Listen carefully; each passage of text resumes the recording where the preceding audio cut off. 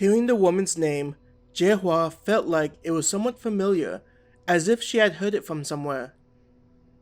"You're the woman from the team that's been missing, right?" Amanda spoke up. A light bulb turned on in Jae-Hwa's mind, hearing Amanda's words. "Yeah, you're the woman that one guy was yelling about before we entered the forest." Remembering that event made Jae-Hwa feel like it was ages ago, instead of being yesterday afternoon. Jae-Hwa's eyes opened wide once she realized the significance of the smashed helmets scattered about. A sickening feeling began growing in her stomach. "Yeah, we were just planning on entering a few hundred feet into the forest to keep an eye out for another attack by the modified humans. It was also proposed as a way to gain intelligence of what to expect and was developing inside there," Jimin explained. Amanda spent a couple of moments digesting this information before saying, "The modified humans were looking different than before, right? Seeing as how the forest's appearance had changed so drastically in a short period, in conjunction with the modified humans, you guys were worried that they were going to be able to overrun the perimeter." The words Amanda was speaking made Jae-Hwa tremble. Inside the facility was one of the few places where humans were able to maintain a semblance of normality, a safe haven for the young and the old who couldn't fight. Now Amanda was painting a picture that things weren't as secure as they appeared. Her knees began to shake, and she collapsed to the ground, not sure if getting out of here alive would even matter in the end. A growling noise was made in the background, and when turning her head to look back, she saw one of the creatures munching on what looked like a torso. Based on specific characteristics, Amanda realized that it was a woman. The image made her think about the monster that brought them earlier, lifting up her body and tearing off her helmet. With all the pleading and begging she did, Amanda would surely be eaten. "Jae-Hwa, you need to remain calm and not let such imagery affect you. I'm detecting a rapid increase in your heart rate. You're experiencing a panic attack. I must inform you that I'll be injecting a mild sedative to help you." So-Yoon attempted to counsel her. Feeling the screams that were about to crawl out of her throat, Jae-Hwa soon felt a slight sting and then soothing relief. The sedative was relatively fast-acting, already helping her to regain her mental faculties. Jae-Hwa felt a hand touch her on the shoulder. Looking towards the source, she was grateful to see that it was Amanda who had come over, likely informed by her own AI about Jae-Hwa's mental condition. "Are you alright?" Amanda asked. Even with the drugs holding back the fear, Jae-Hwa couldn't help but ask, "If we are able to escape, we're still going to die, right?" "You can't think like that. Jackie, Jade, and Han are going to be rushing to save us, and the captain will figure something out. This is the whole reason why we were sent out here, to figure out how to survive," Amanda said. A barely audible chuckle was heard coming from Jimin. When Amanda looked back at her, she said, "I'm sorry. I didn't mean for you to hear that." Pointing to a nearby pile, which turned out to be weapons, she continued, "You guys still have your weapons. Do you know why they didn't take them away?" Amanda was silent, not answering Jimin's question.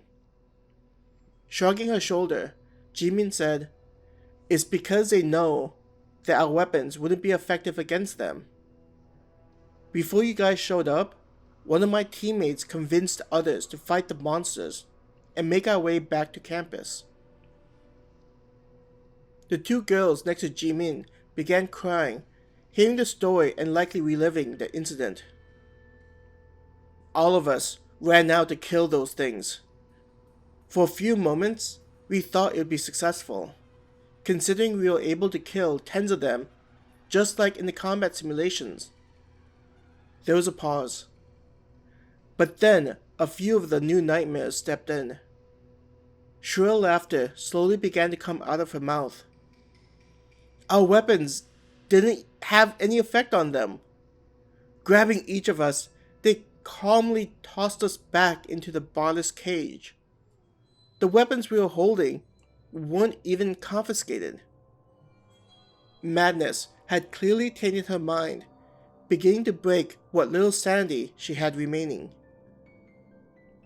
Neither Amanda or Jae-Hwa said anything, just listening to her laughter.